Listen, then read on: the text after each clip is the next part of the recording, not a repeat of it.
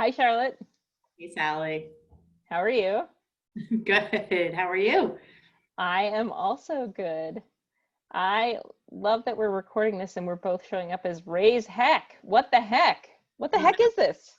don't know. What the heck is Ray's hack? Good What, question. Tell me about Ray's Heck. What is it? what is Ray's hack? Should we tell all of our viewers first a little bit about ourselves and then how we got to do Ray's hack? What do you think? Great idea. Tell me about yourself. So, I'm Charlotte Cressy, and I'm the one half of Ray's hack. So, I live in Rhode Island, and I grew up in Rhode Island, and Sally and I were talking before we did this, as in you, Sally, about kind of what shaped our worldview and how did we become, want to pursue progressive politics and issues and I don't know. It was an interesting question for me to kind of think back because I feel like I've always been progressive, but I guess I don't know. You're not really born that way, especially when I was born into like with a very Catholic mom. So I'm like, when did that come about? So I don't know. I think a few things. I think part of it is my mom because while she is a wonderful and kind and loving human being, she definitely um, took on many of the traditional gender roles in a relationship, and she would, if my father's drink was empty, she would get up to fill it up. And I was like, he's got legs, he can do it. And she would it would drive me nuts. And I would say, I was like, I'm never going to do that for, my significant other. And I don't. And so I think seeing that and kind of being raised in that. And then I also had the opportunity to go to, my high school it was a Quaker school. And there was a racial incident, which I honestly, I was trying to think back as to what it was, but I don't remember. But the school really, had no tolerance policy and addressed it. And we had a giant all school not giant, we weren't a huge school, Quaker meeting where we kind of sat in silence. And then unless people were compelled to speak about, race and how it impacted them. And it really was thought provoking. And in general, I feel like that was kind of ingrained in the culture of the school. And it was also, I think, like my history classes there were based on, like, we read books by Howard Zinn, not by kind of these the classes that you get that focus on, white, like history. So I think I did kind of had a more progressive education, and that continued through when I went to the University of Vermont, studied psychology and sociology, and focused on women's issues and issues in the criminal justice system. And then my career just was kind of spent from there in the nonprofit space, specifically until I got to, as we know, Blackbaud, and I could see how technology helps organizations, do their mission and do it well, and I think that's kind of where we got to be to Raise Hack. But I've been rambling. I want to hear about you, Sally. How did you get here with your progressive views, and what shaped your worldview? Well, first of all, I love to hear you rambling because it helps me to get to know you better. So, I hope, so rambling's not a bad thing. I guess, how did I get here? I remember when I was growing up, my parents were involved in local elections when their friends or business associates were running for office. And I'd remember, my mom would go to the polls and pass out, campaign tchotchkes for whoever was running for whatever it was. And I think as young children, we went with her. Well, she didn't vote until later when she became a citizen. She was from Canada.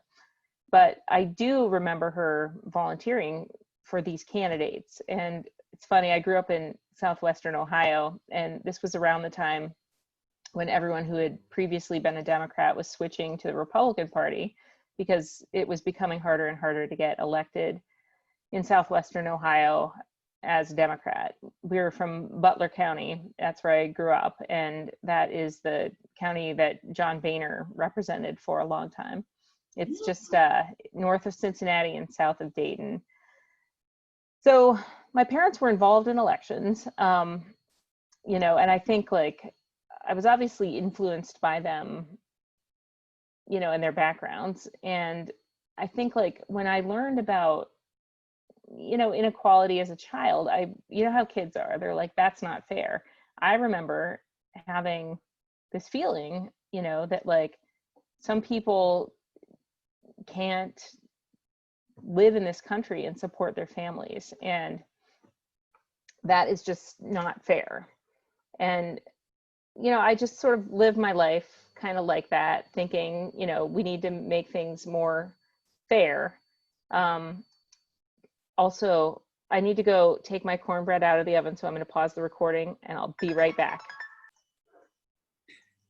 All right, we're back. And the cornbread has a gorgeous golden crust. I can't wait to eat it. My daughter made it. She was looking at her child's cookbook. So I'll text you a picture of it later, Charlotte.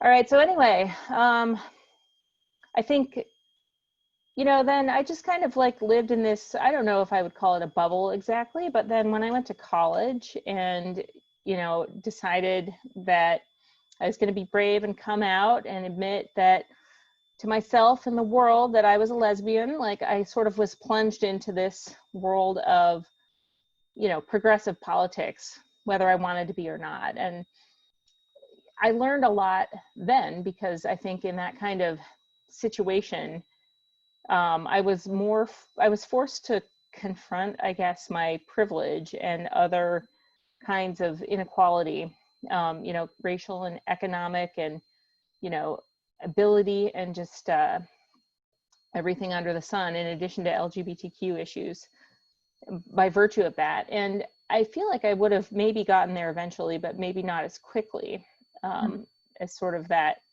experience led me to. So that's what happened. And I think that has been pretty influential in my early progressive identification. And then ever since my wife and I first had kids 10 years ago, I think I've become a lot more invested in wanting to build a better world for them. And, you know, I mean, and then I think by extension, you know, all kids in the world, it would be great if everybody could kind of grow up with a more level playing field. And so, I mean, here we are, and we have this consulting company. We've talked a lot about progressive politics. Like, how is our company like going to contribute to that? Charlotte, what is Raise Hack? What's our mission? Our mission is to help organizations do the good that they're doing better. So what does that mean? And we have spent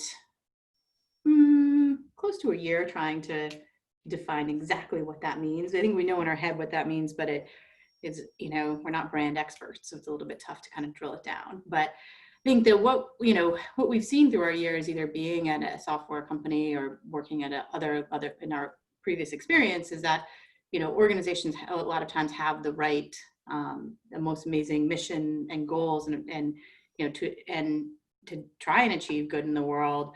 But I mean, there's other things that are outside of that intention that can be roadblocks to their success, whether that's, you know, the technology that they use, whether it's you know, certain, like using it to its full potential, or making sure that they've got the best fundraising digital practices that are available, and understanding what, you know, is at their fingertips. And so, you know, we've taken kind of our years of experience and want to help kind of work through whatever is those roadblocks for an organization and help them to achieve their success and mission, and not have the technology or fundraising really be a roadblock.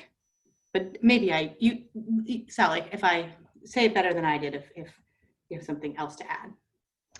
I think that's a great description. I like to think about my personal journey to Raise Heck as sort of a crucible or microcosm for what I hope our company can achieve with nonprofits. So I worked at the Human Rights Campaign right from 1999 until 2006, right around when online advocacy and email and fundraising software was becoming a thing. When I started there weren't very many software packages at all. It was stuff that was sort of custom programmed together, and that's what we had. And then we bought something that was built by an actual company and started using it, and it was so great. I was just like so inspired by, this product we were using. It was called Get Active software. And we had our initial kind of learning curve. We struggled with it a bit, and then I think we started to get more comfortable with it and master it. And it was really fun to use. And I was so thrilled all the time when I looked at our results for how our email list was growing, how many people were taking action on our action alerts, and how many people were donating.